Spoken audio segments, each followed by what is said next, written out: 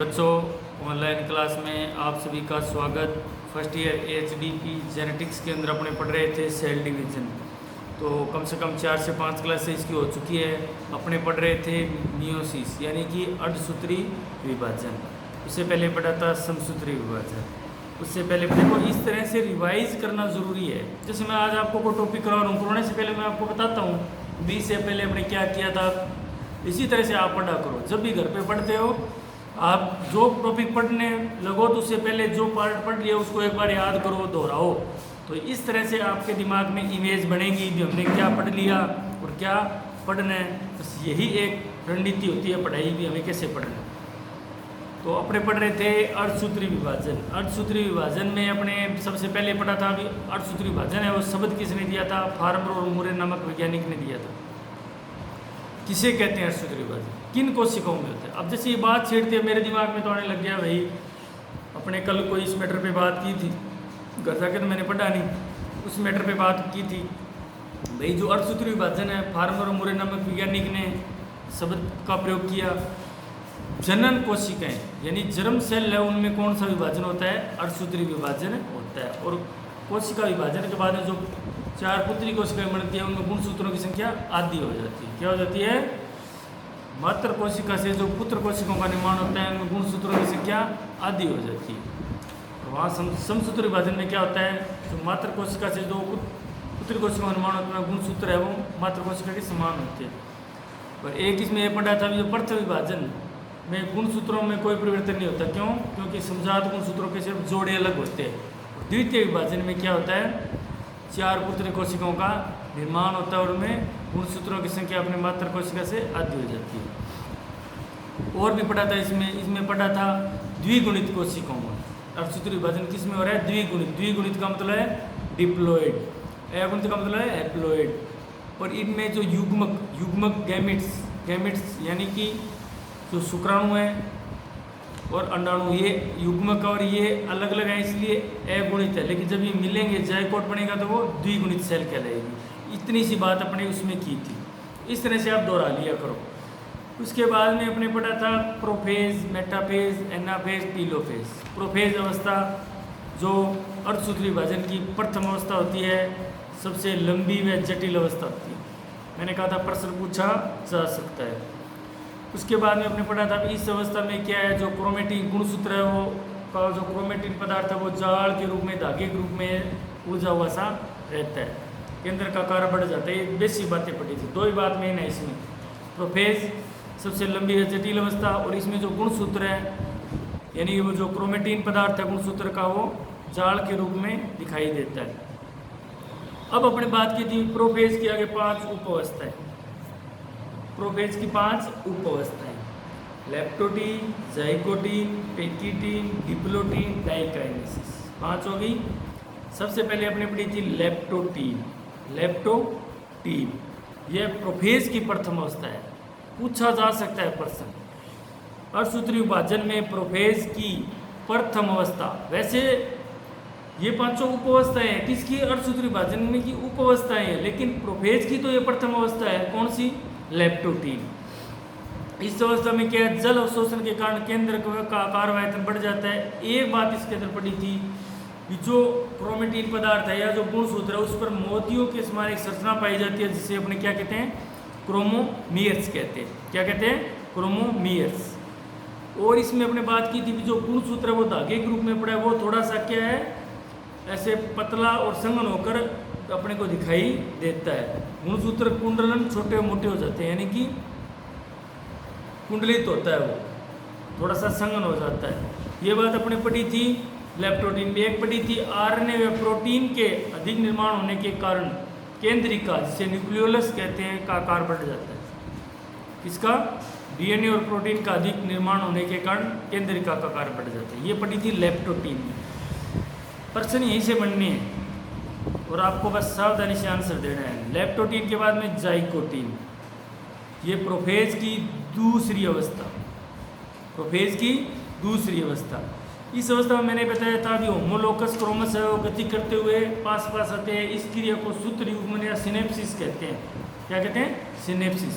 प्रश्न सीधा सीधा आएगा, अर्धसूत्री विभाजन में किस अवस्था में या किस उपावस्था में सूत्र युग्मन या सिनेप्सिस की प्रक्रिया पाई जाती है? तो आपका आंसर क्या होगा? लेप्टोटीन के बाद में जाइगोटीन। तो क्रम से याद करोगे भी, इसमें हमने क्या पढ़ा, जाइगोटीन में हमने क्या पढ़ा था, तभी जाकर आप फाइंड आउट कर सकते हो, नहीं तो मिक्स हो जाएगा। और एक अपने कहा था अभी, गुणसूत्रों के जो युग्म होते हैं, क्या होते हैं युग्म, उन्हें क्या कहते हैं? बाईवैलेंट। और एक बाईवैलेंट में कितने क्रोमेटिड पाए जाते हैं? 4, जिन्हें क्या कहते हैं? टेट्राड। तो ये भी पूछा जा सकता है कि जो टेट्राड की जो प्रक्रिया वो किस अवस्था में पाई जाती है? Leptotene, zygotene, पेक्कीटीन। पेक्कीटीन के अंदर क्या है? यह इस अवस्था में समजात गुणसूत्रों के मध्य क्रॉसिंग ओवर। अब देखो मेन जो क्वेश्चन होते हैं, जो आपके इंपॉर्टेंट क्वेश्चन है, सबसे पहला क्वेश्चन जो मोस्टली पर्सन पूछा जाता है, सूत्र युग्मन या सिनेप्सिस की प्रक्रिया किस अवस्था में पाई जाती है? दूसरा, क्रॉसिंग ओवर की जो प्रक्रिया वो किस अवस्था या प्रावस्था में पाई जाती है?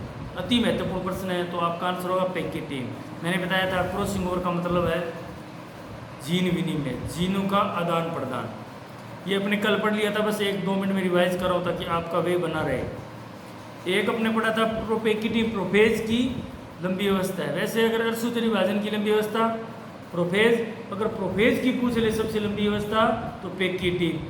और मैंने कहा था अभी, जब गुणसूत्रों के खंडों का आदान प्रदान होता है और जिस स्थान पर आदान प्रदान होता है वो काइज्मा कहते हैं। तो ये 2 पर्सन बन गए इसमें, प्रोफेज की सबसे लंबी अवस्था पेक्कीटीन, और उसके बाद में क्रॉसिंग ओवर की प्रक्रिया और काइज्मा। ये 3 चीज़ है पेक्कीटीन के अंदर। लेप्टोटीन, जाइगोटीन, जाइगोटीन में था सूत्र युग्मन, टेट्राड, बाइवैलेंट, और लेप्टोटीन के अंदर ये था भी जो उसका आकार बढ़ जाता है, गुणसूत्र कुंडल के रूप में दिखाई देता है, और एक क्रोमोमीर्स का निर्माण होता है, छोटे छोटे बिंदु के रूप में संरचना पाई जाती है, उन्हें क्रोमोमीर कहते हैं। तो अपने पढ़िए लेप्टोटीन, जाइगोटीन, पेक्कीटीन।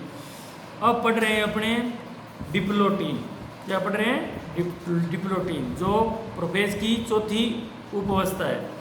इस अवस्था में काइज्मा को छोड़कर युग्मित गुणसूत्र प्रत्याकर्षण बल के कारण पृथक हो जाते हैं। यानी इसके अंदर क्या है, जो अपने काइज्मा, काइज्मा का मतलब है जिस स्थान पर गुणसूत्र या क्रॉसिंग ओवर की जो प्रक्रिया है वो जिस स्थान पर होती है उसे क्या कहते हैं? काइज्मा कहते हैं। काइज्मा को छोड़ के दूसरे स्थान पर क्या गुणसूत्र अलग होने लगते हैं। नेक्स्ट है डाइकाइनेसिस, डायाकाइनेसिस या डाइकाइनेसिस। इस अवस्था में काइज्मा की संख्या कम हो जाती है। काइज्मा, काइज्मा शब्द आते ही आपके दिमाग में आना चाहिए। काइज्मा का मतलब है कि जब गुणसूत्र है उनके जो सिस्टर क्रोमेटिड है उनके मध्य क्या हो रहा है? क्रॉसिंग ओवर हो रहा है। और क्रॉसिंग ओवर का मतलब है उनके खंडों का आदान प्रदान हो रहा है, जीन का आदान प्रदान हो रहा है। यानी ये गुणसूत्र है और एक ये गुणसूत्र है, नॉन सिस्टर क्रोमेटिड। तो जब ये मिलेंगे तो जिस स्थान पर मिल रहे हैं वो है काइज्मा। मिलकर क्या है? एक नया पार्ट खंड बना लेंगे, एक नए गुणसूत्र का निर्माण कर लेंगे। तो आधा गुण तो इस गुणसूत्र के आगे और आधे इसके आगे। तो डाइकाइनेसिस के अंदर क्या है? इस अवस्था में काइज्मा की संख्या कम हो जाती है। क्या हो जाती है? काइज्मा, यानी कि जिस स्थान पर क्रॉसिंग ओवर होता है उसकी संख्या कम हो जाती है। केंद्र में टेट्राड का एक समान वितरण हो जाता है, केंद्र लुप्त हो जाता है। केंद्र क्या है? लुप्त होने लग जाता है। केंद्रक झिल्ली क्षतिग्रस्त हो जाती है जिससे गुणसूत्र कोशिकाद्रव्य में निर्मुक्त हो जाते हैं, सेंट्रियोल ध्रुवों की तरफ जाने लगते हैं, स्पिंडल फाइबर का निर्माण होने लगता है। किसका? Spindle fibre. अब देखो ये मैंने समसूत्र विभाजन में बताया था स्पिंडल फाइबर। स्पिंडल फाइबर का निर्माण किससे होता है? सेंट्रोमियर का विभाजन हुआ और सेंट्रियोल का निर्माण हुआ। सेंट्रियोल से क्या बनते हैं? स्पिंडल फाइबर का निर्माण होते हैं। तो अगर प्रश्न पूछ ले आपसे प्रोफेज की किन उपावस्थाओं में स्पिंडल फाइबर का निर्माण हो रहा है, तो ये अवस्था कौन सी? अपनी डाइकाइनेसिस। एक ये पूछ ले भी काइज्मा है उनकी संख्या कम किस अवस्था में हो रही है, प्रोफेज की किन उपावस्थाओं में हो रही है, तो वो कौन सी है? अपनी डाइकाइनेसिस। तो डाइकाइनेसिस में आप दोबारा देखो, काइज्मा की संख्या कम हो रही है, केंद्र लुप्त हो रहा है और स्पिंडल फाइबर का निर्माण हो रहा है। तो इस तरह से ये आपको 5 उपावस्थाएं ध्यान में रखनी है और यहीं से प्रश्न आपका बनना निश्चित है।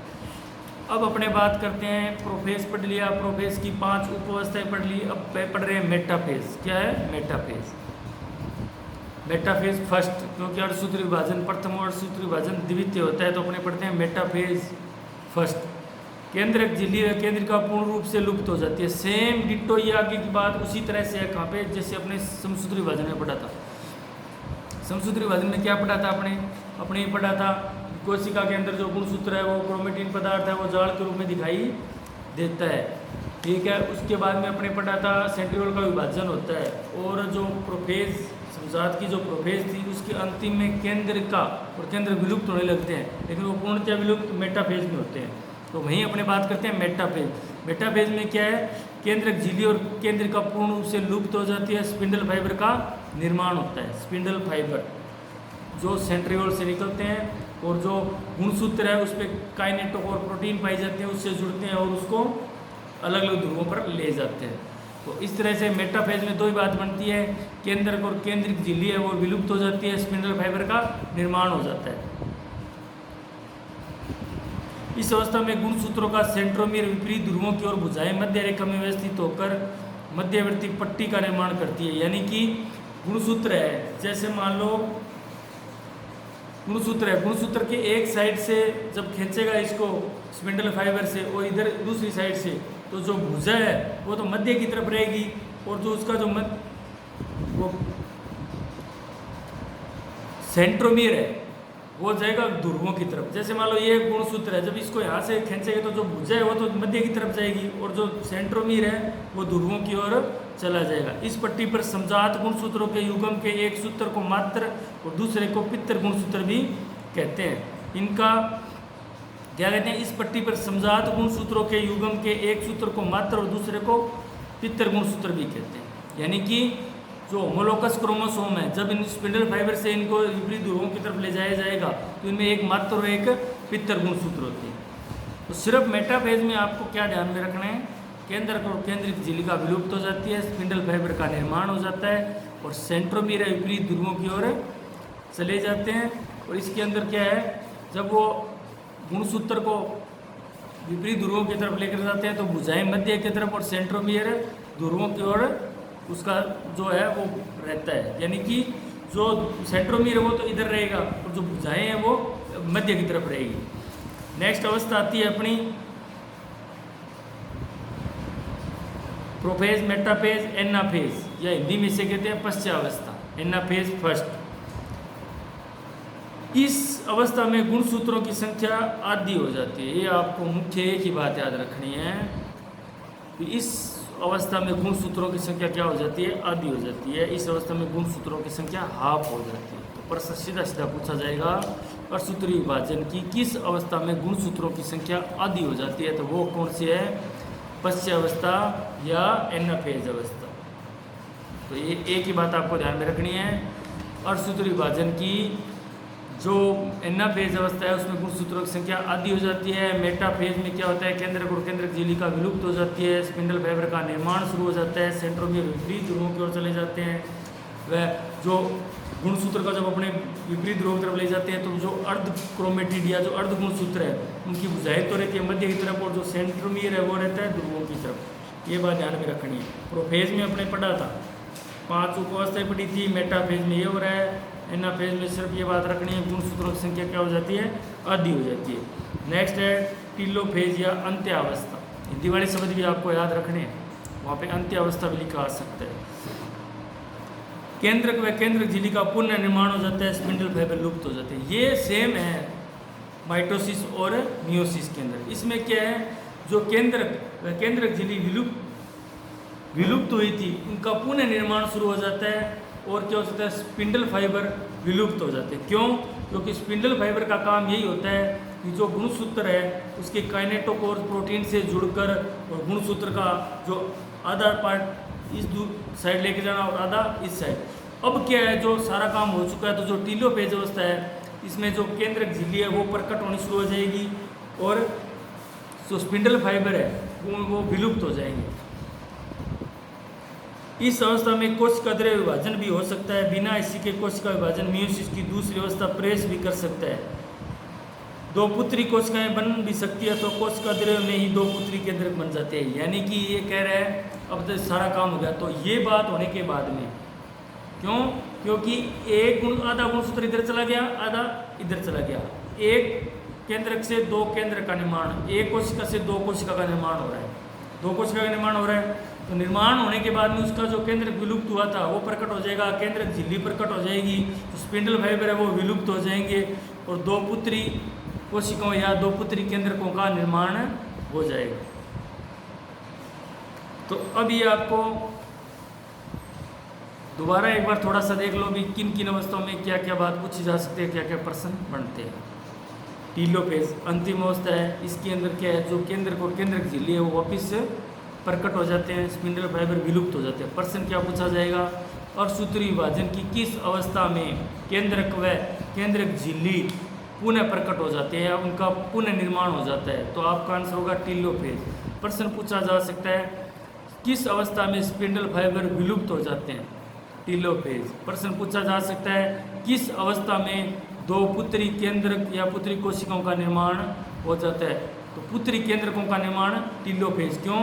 क्योंकि इसके अंदर मैंने बहुत बार बता रहा हूँ आपको कि काम कुछ भी नहीं है, काम ये है एक सेल है उसकी दो सेल बनाई है और वो किससे बनेगी, एक तो केंद्रक में विभाजन होगा, एक कोशिका में विभाजन होगा। पहले केंद्र में विभाजन होगा, ये जो अपने पढ़ रहे थे सारे केंद्र के विभाजन पढ़ रहे हैं, प्रोफेज मेटाफेज एनाफेज टीलोफेज सारे केंद्र के विभाजन हो गया। तो जो ऊपर का पार्ट होता है कोशिका द्रव्य, बाद में उसमें अलग विधि द्वारा क्या दो कोशिका बन जाती है, कोई खांच विधि है कोई किसी विधि से, तो वो एक सेल अलग होगी दूसरी सेल अलग होगी। तो अब उसके बाद में अपने पढ़ते हैं इसकी जो प्रोफेज की इंटरफेज अवस्था, सॉरी अर्धसूत्री विभाजन की इंटरफेज अवस्था या रेस्टिंग अवस्था या अंतराल अवस्था। यह अवस्था बहुत ही छोटी होती है। इस अवस्था में न तो डीएनए का द्विगुणन होता है और न ही गुणसूत्रों में कोई परिवर्तन होता है।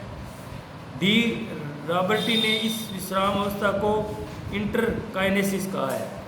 तो एक नई बात आ रही है, अब आपको अच्छी तरह से बताया था जो इंटरफेज अवस्था है, अंतराल अवस्था है, रेस्टिंग अवस्था है, विश्राम अवस्था है, सारे एक के ही नाम है।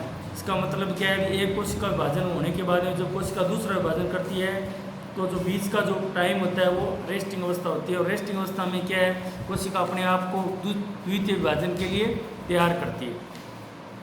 G1 S G2 ये कुछ बातें की थी, लेकिन अब बात आ रही है अपने अर्धसूत्री विभाजन में। तो अर्धसूत्री विभाजन के में यह अवस्था बहुत छोटी होती है, इंटरफेज अवस्था बहुत ही छोटी होती है। इस अवस्था में डीएनए का द्विगुणन का मतलब है डीएनए ना डबल नहीं होता और ना ही कोई गुणसूत्रों में परिवर्तन होता है। इसमें ज़्यादा परिवर्तन नहीं होता, किसमें, मियोसिस में। तो इंटरफेज अवस्था है वो बहुत छोटी होती है और डीएनए का द्विगुणन और गुणसूत्रों में कोई परिवर्तन नहीं होता। डी रॉबर्टिन नामक एक वैज्ञानिक था जिसने इसे इंटरकाइनेसिस नाम दिया। क्या दिया? इंटरकाइनेसिस नाम दिया। अब देखो, कैरियोकाइनेसिस केंद्रक विभाजन, साइटोकाइनेसिस कोशिका द्रव्य विभाजन, इंटरकाइनेसिस अंतराल अवस्था, इंटरफेज अवस्था, विश्राम अवस्था। वैज्ञानिक था डी रॉबर्टिन। प्रश्न पूछा जा सकता है किस वैज्ञानिक ने इंटरफेज अवस्था को इंटरकाइनेसिस नाम दिया? डी रॉबर्टिन। यह प्रश्न पूछा जा सकता है डी रॉबर्टिन ने इंटरफेज अवस्था को क्या नाम दिया? तो इंटरकाइनेसिस। क्या नाम दिया? इंटरकाइनेसिस। दोबारा समझें, अर्धसूत्री विभाजन की जो इंटरफेज अवस्था है छोटी होती है, डीएनए का द्विगुणन नहीं होता, न ही कोई गुणसूत्र में परिवर्तन होता है और डी रॉबर्टिन नामक वैज्ञानिक ने इसे क्या नाम दिया? इंटरकाइनेसिस नाम दिया। तो आपका ये जो मियोसिस है वो प्रथम वो होता है कंप्लीट और अच्छी तरह से, बहुत अच्छी तरह से अपनी तरफ से करवाया है। यहीं से प्रश्न बनने हैं, वीडियो देखना और इम्पोर्टेंट चीज़ है उसको दिमाग में रखना और एक इमेज बनाकर पढ़ना भी, किस में हमने क्या परिवर्तन पढ़ा, किस अवस्था में क्या परिवर्तन पढ़ा। तो अभी आज अपना इतना ही करेंगे, बच्चा है जो कोई पार्ट वो करेंगे नेक्स्ट क्लास में। Thank you.